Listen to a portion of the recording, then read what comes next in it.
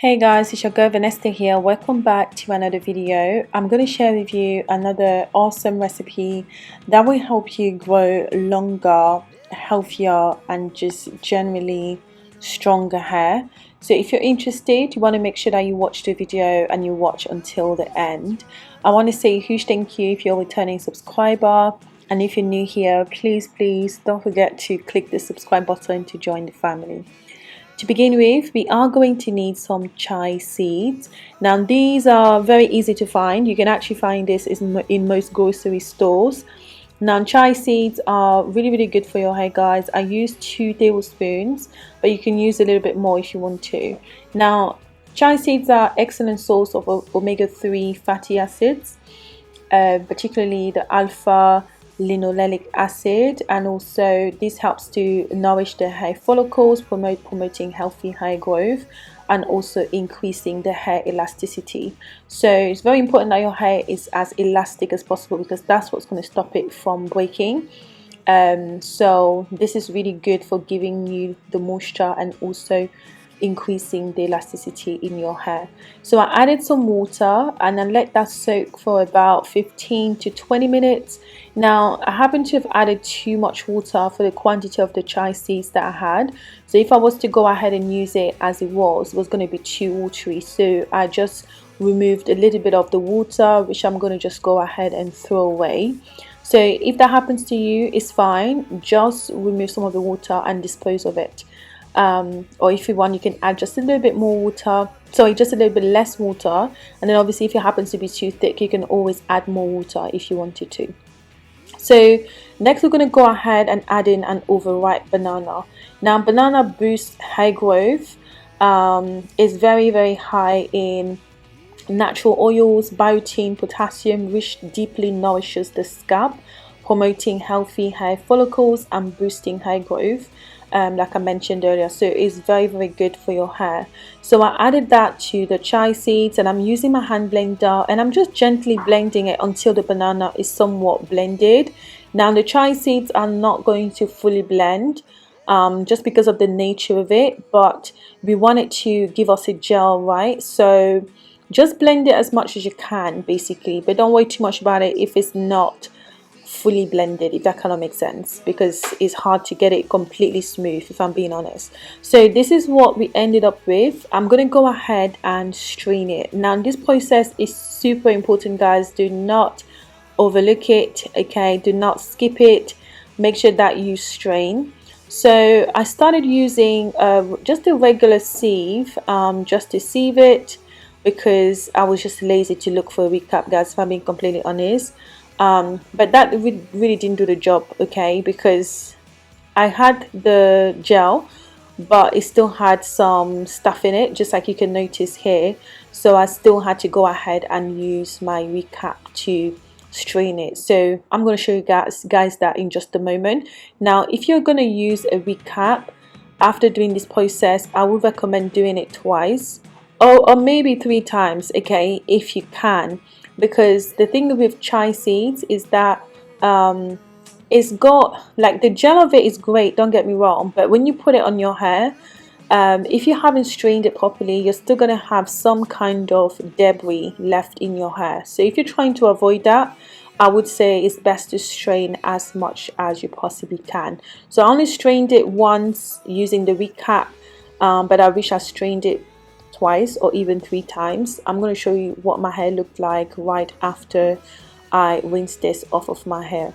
So after it's been strained, we're going to go ahead and add in some olive oil. So I will be using 2 tablespoons of olive oil, but if you have avocado oil, rapeseed oil, coconut oil even, you can use that as well.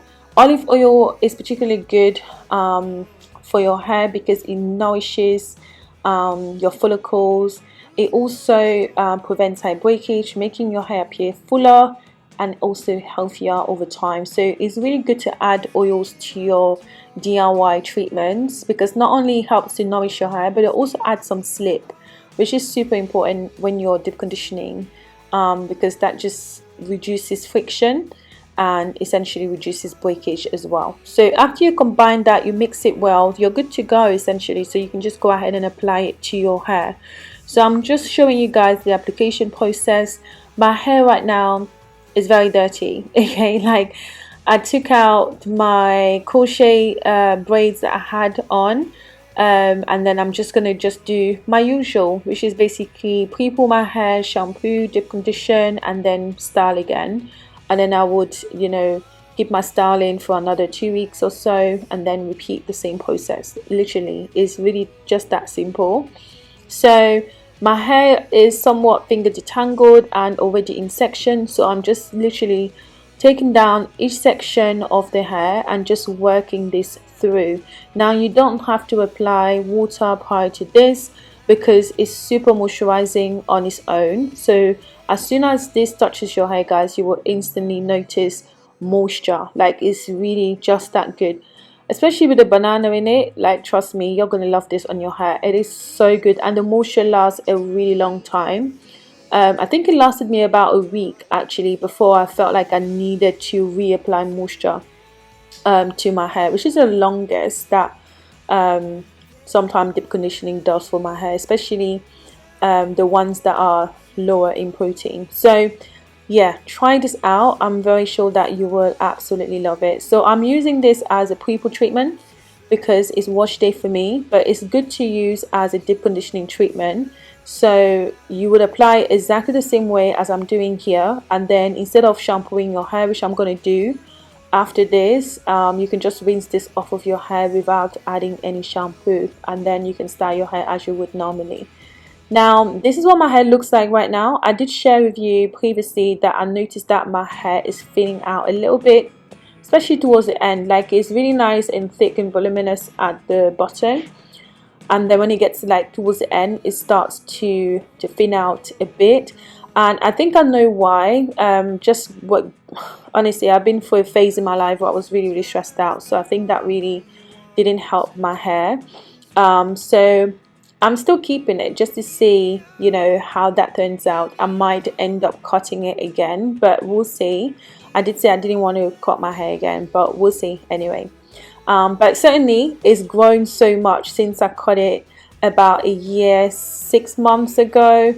It's definitely a lot longer, and I'm here for it. So once you've applied it to the hair, guys, you just want to let that sit for about 45 minutes and then go ahead and rinse it off with just warm water if you are deep conditioning. But because I was shampooing my hair, because like I said, it's a wash day for me, so I did shampoo this out of my hair. So you get in the shower, run the shower through your hair, and remove a little bit of the, like, some excess product before you put on the shampoo, and then go ahead and shampoo your hair as you would normally.